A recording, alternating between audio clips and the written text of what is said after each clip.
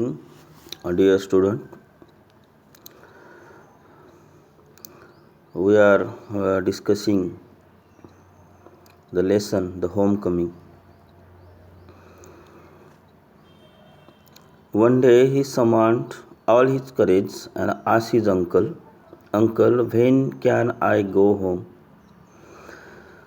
His uncle answered, "Wait till the holidays come." But the holidays would not come till November, and there was a long time still to wait. So, dear student, we have seen that he was very eager to come to Kolkata.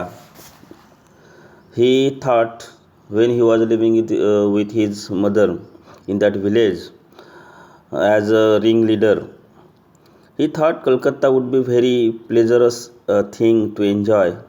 But after experiencing the miserable thing at the hand of his aunt and other jeering friends and cousins, he get bored at Kolkata and wants to get back to his home. So one day he summoned all his courage and asked his uncle. Summon means पुरी इकट्ठा करणं, एकत्र आणणे, पूर्णपणे समोर झोकून देणे. And asked his uncle, "Uncle, when can I go home?" There is slight difference between the meaning of home and house. House is building where someone lives, and home is also building where someone lives. But home is we can say it is abstract concept. It is abstract concept means home is the thing where we generally get a comfort, mentally we can say satisfaction, mental peace. At home means where we can feel at home means where we feel totally secured. That place is home. We never say let's get house. We generally say let's get home. याचा अर्थ असा की home आणि हाऊसमध्ये हा slight difference आहे. आपल्या लेसनचं जे मिनिंग आहे होम कमिंग. आता अंकलचं घरसुद्धा एक बिल्डिंग आहे, तिथं काही लोक राहतात. आईचं घरसुद्धा एक बिल्डिंग होती, तिथं आई आणि सोबतही राहत होते. पण इथे तो म्हणतो की मी घरी केव्हा जाईल. When can I go home.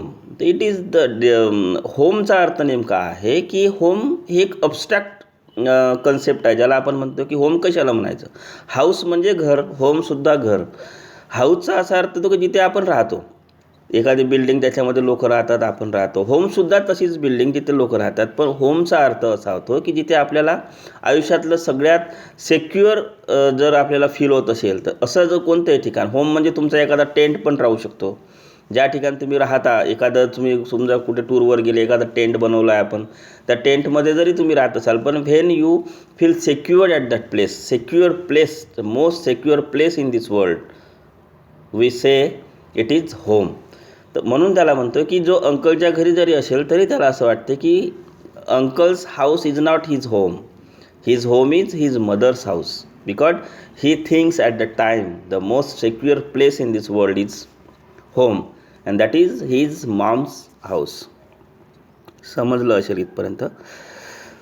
His uncle answered, "Wait till the holiday come." But the holidays would not come till November, and there was a long time still to wait. आणि एवढ्या लवकर हा बोर झाला तिथे, आणि त्याला असं वाटतं की आपण लवकर गेलं पाहिजे.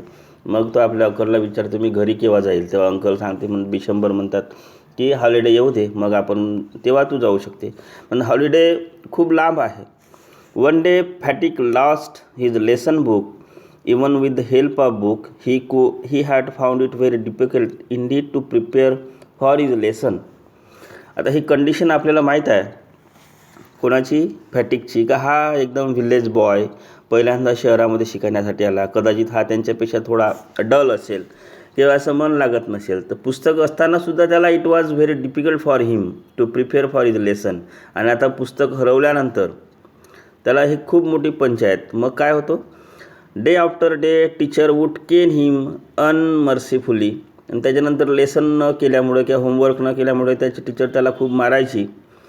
His condition became so abjectly miserable than even his cousin were ashamed to know him. आणि तो एवढा डल झाला पुस्तक नसल्यामुळे की त्याला काहीच येत नव्हतं.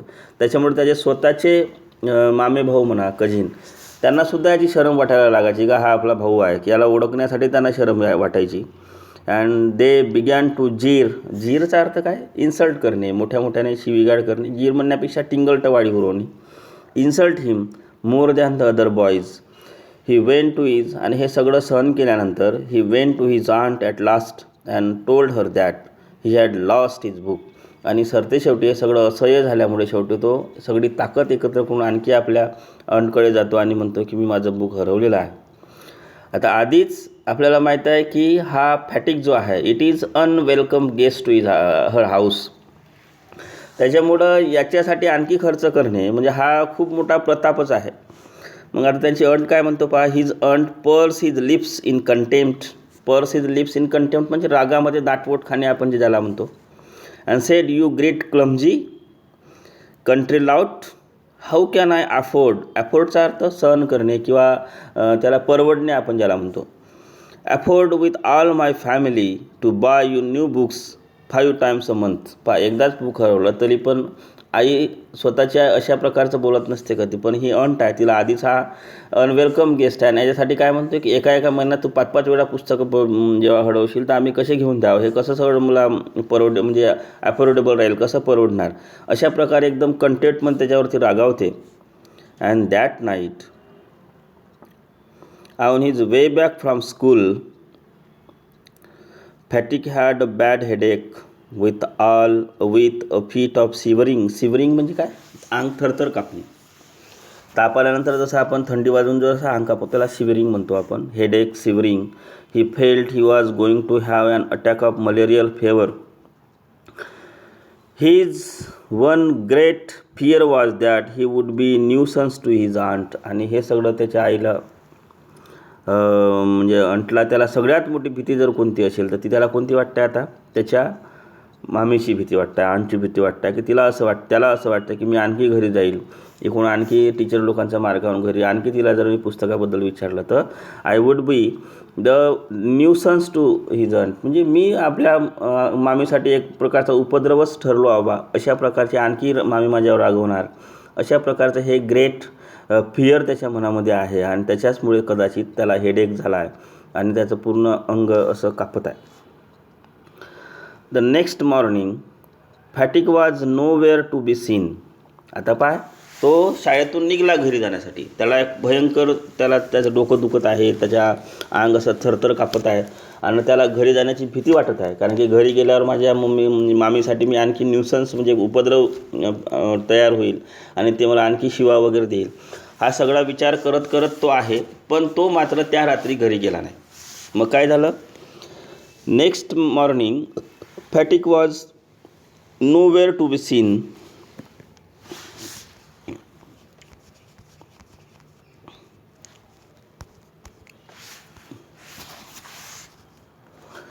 Searches in the neighbourhood proved futile म्हणजे व्यर्थ.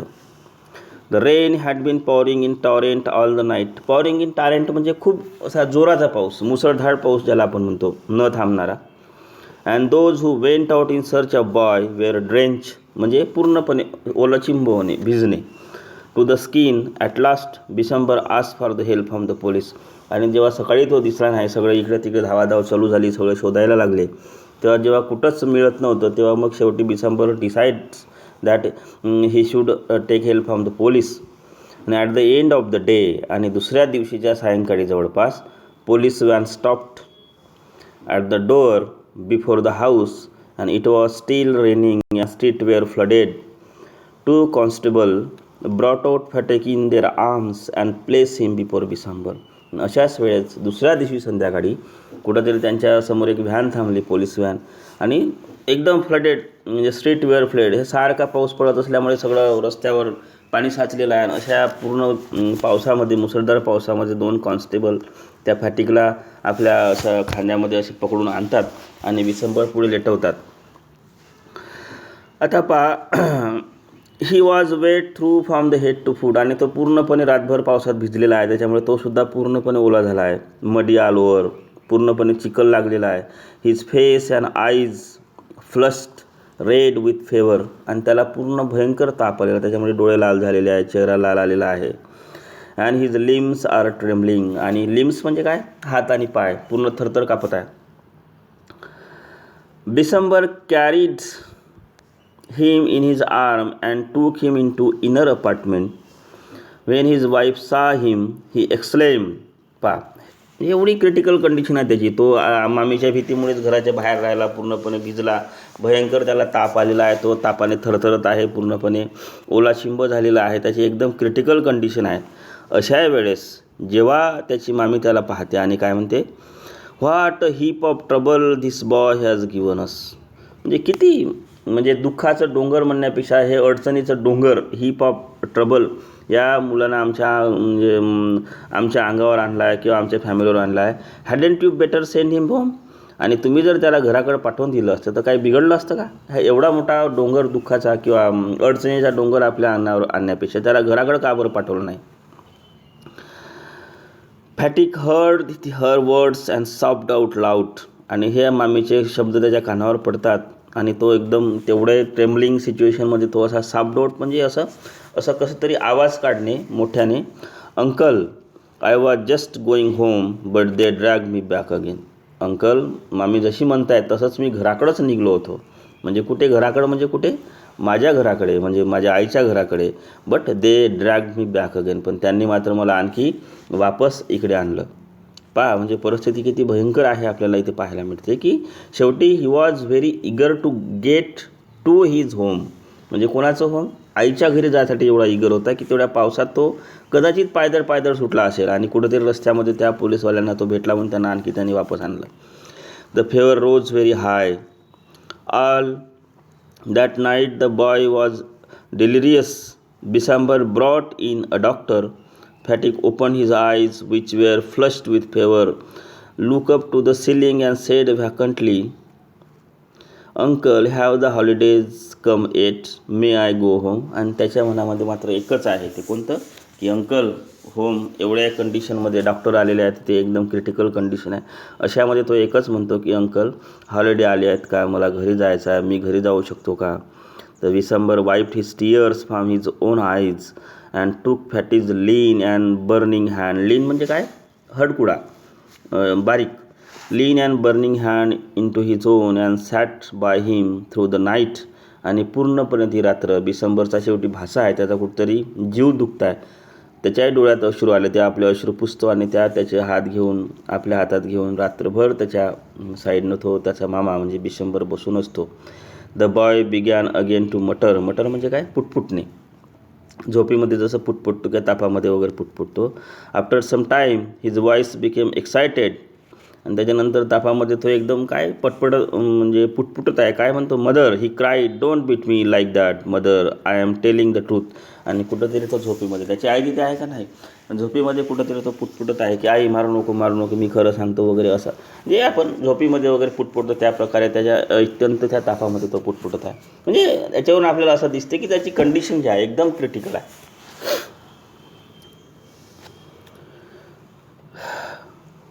The next day, Fatigue was conscious for a short time. He turned his eyes about the room as if expecting someone to come. At last, with an air of disappointment, his head sank back on the pillow.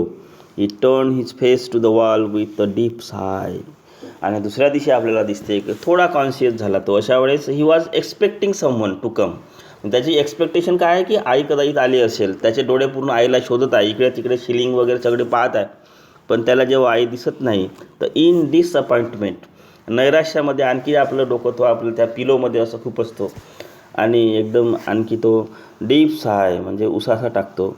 बिसांपर knew his thought and bending down whispered, "Fatigue, I have sent for your mother."